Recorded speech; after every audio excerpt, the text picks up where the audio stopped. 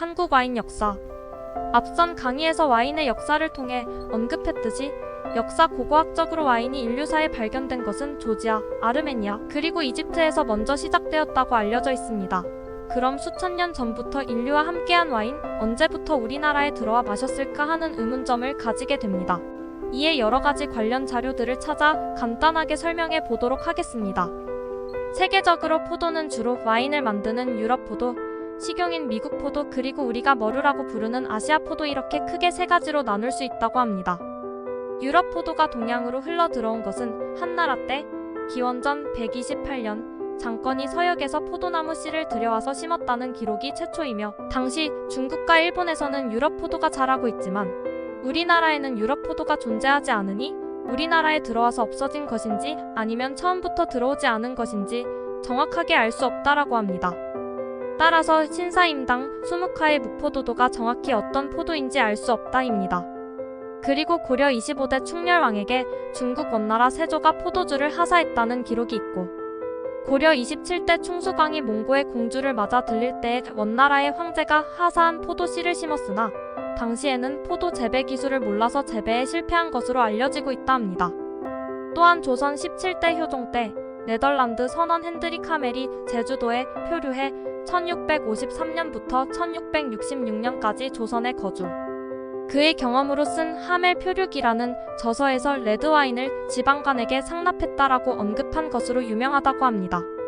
이어 유명한 독일의 상인 에른스트 야코프 오페르트가 1866년과 1868년 두 차례 조선을 방문하였으며, 이후 1880년에 출간한 저서 금단의 나라 조선기행에서 자신의 조선 여행 경험을 기록.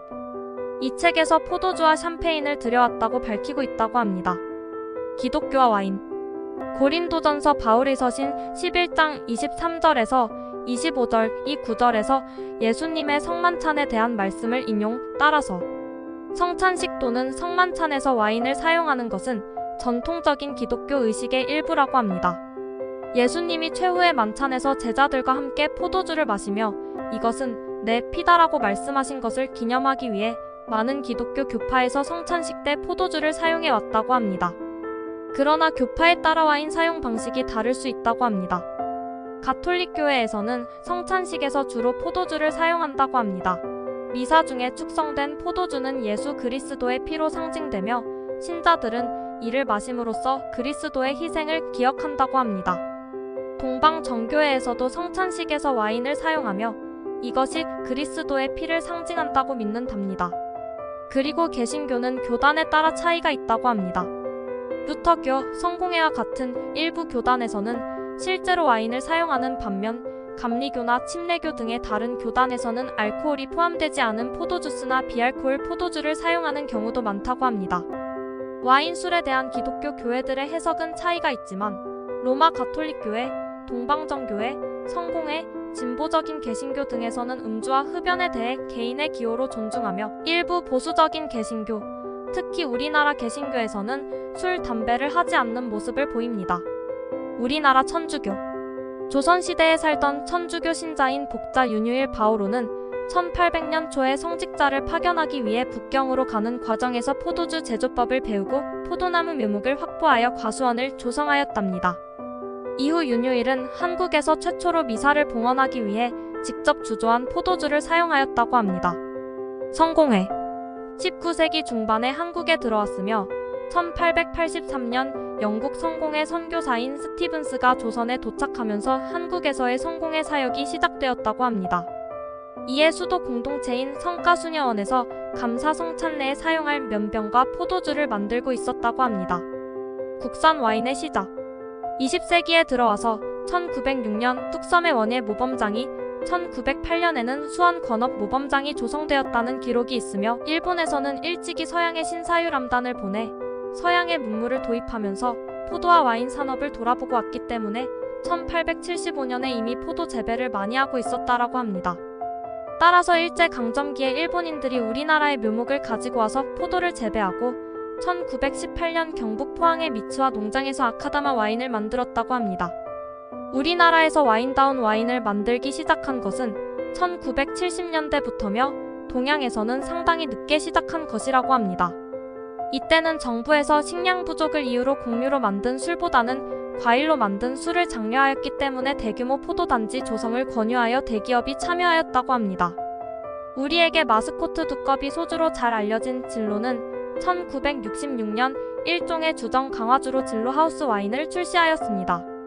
그리고 1968년 오비 동양맥주 두산에서 애플와인을 출시하였으며 뒤이어 1970년 롯데주류에서 파라다이스 출시로 당시 대학생들 사이에서 선풍적인 인기를 끌었다고 합니다.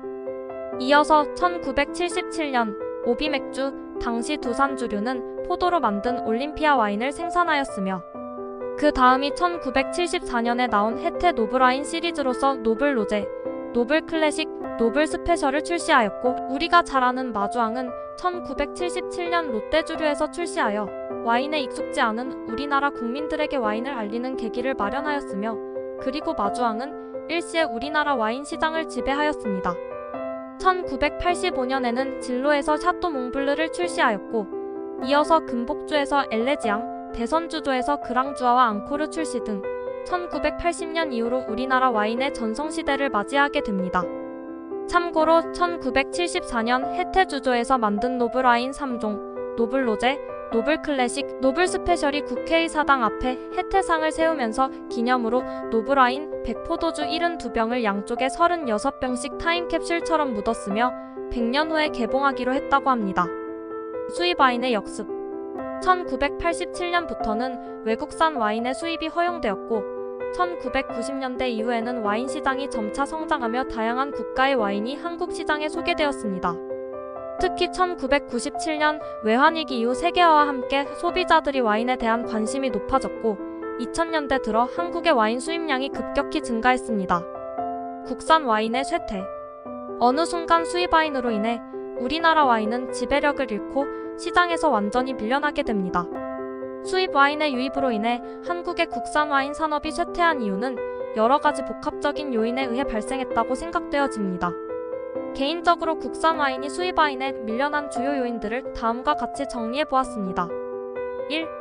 경제 성장과 소비 수준 향상 1980년대 이후 한국의 급속한 경제 성장으로 인해 국민들의 소득 수준이 크게 향상되었습니다. 중산층과 상류층의 형성이 가속화되면서 고급 소비재에 대한 수요가 증가하였고 와인도 이러한 고급 소비재 중 하나로 자리 잡았습니다. 경제 발전에 따라 와인과 같은 외국산 주류에 대한 소비자의 관심이 높아졌습니다. 2. 글로벌화와 외국 문화 유입 1990년대 이후 한국 사회는 전반적으로 글로벌화가 진행되었으며 외국 문화에 대한 개방성이 커졌습니다. 와인 역시 이러한 외국 문화의 일부로 인식되었고 특히 프랑스, 이탈리아, 스페인과 같은 전통적인 와인 생산국들의 와인 문화가 미디어, 음식 문화, 외식 트렌드를 통해 한국에 소개되었습니다. 이로 인해 와인을 일상 속에서 즐기는 문화가 확산되었습니다. 3. 외국 여행과 유학 증가 1990년대 이후 한국인들의 해외여행과 유학이 급증하면서 외국에서 경험한 와인 문화를 자연스럽게 국내로 가져오는 사람들이 많아졌습니다. 특히 유럽과 북미 등 와인 문화가 발달한 국가들을 방문하거나 거주한 경험이 있는 사람들은 한국에서 와인을 찾기 시작했고 그 수요에 맞춰 수입 와인이 증가했습니다. 4. 미식 트렌드와 외식 문화 변화 1990년대 이후 한국의 외식 문화가 변화하면서 고급 레스토랑과 호텔에서 와인을 제공하는 경우가 많아졌습니다. 특히 서양 요리가 인기를 끌면서 와인이 중요한 주류로 자리 잡았고 이와 함께 와인 수입도 자연스럽게 증가했습니다. 와인은 미식 경험의 일부로 여겨지면서 레스토랑과 와인바에서도 널리 소비되었습니다. 5. 와인에 대한 건강인식 변화 와인이 심장 건강에 좋다는 연구 결과들이 발표되면서 와인은 더 이상 단순한 주류가 아닌 건강에 좋은 음료로 인식되기 시작했습니다.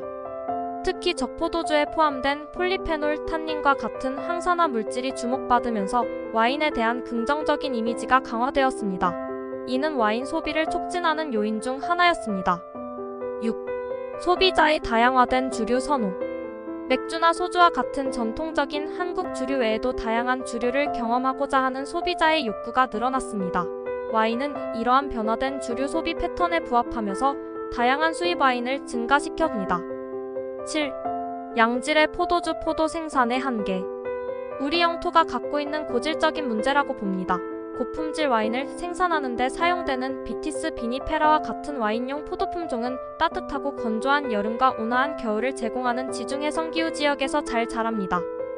한국에서는 과도한 여름 강우와 습도로 인해 곰팡이와 같은 질병이 발생하여 양질의 포도 생산이 어렵게 하고 있습니다. 따라서 양질의 와인을 찾는 소비자 욕구에 수입 와인이 그 자리를 잡고 있습니다. 8. 수입 와인과의 가격 경쟁력 저하.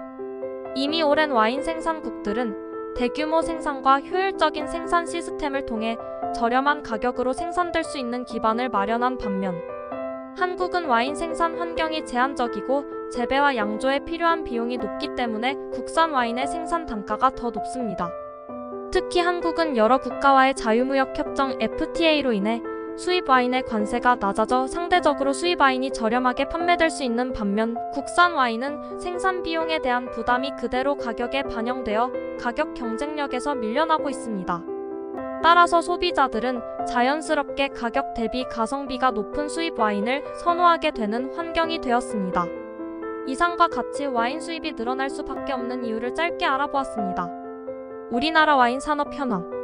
1980년대는 매년 10에서 30%씩 성장하면서 1988년 최고의 성장을 기록하지만 우리나라는 여름이 덥고 습하며 겨울은 추운 곳으로 7, 8월에 집중 강우나 태풍 등으로 와인용 포도 재배에는 조건이 좋지 않다고 합니다.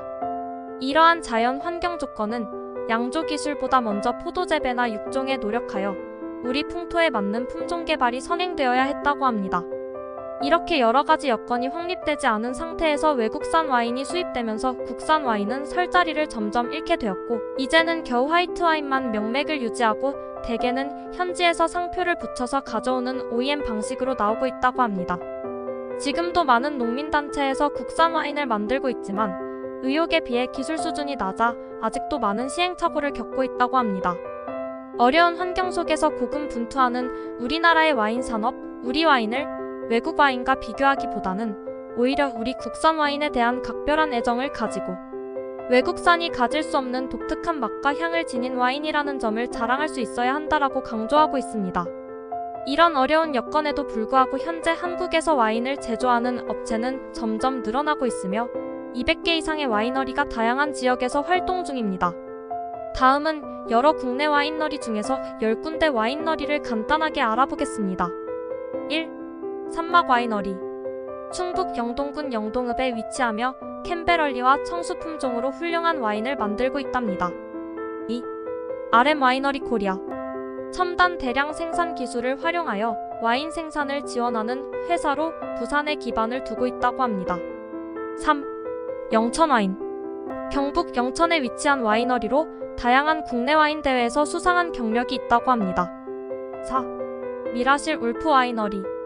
충북 청주시 도라면에 위치 천혜 청정 지역에서 수확된 최상의 과실로 제조되어 매우 각별한 풍미와 독특한 향을 가진 블루베리 와인, 센츄리 골드 와인, 사과 와인, 산딸기 와인, 살구 와인 등을 생산한답니다.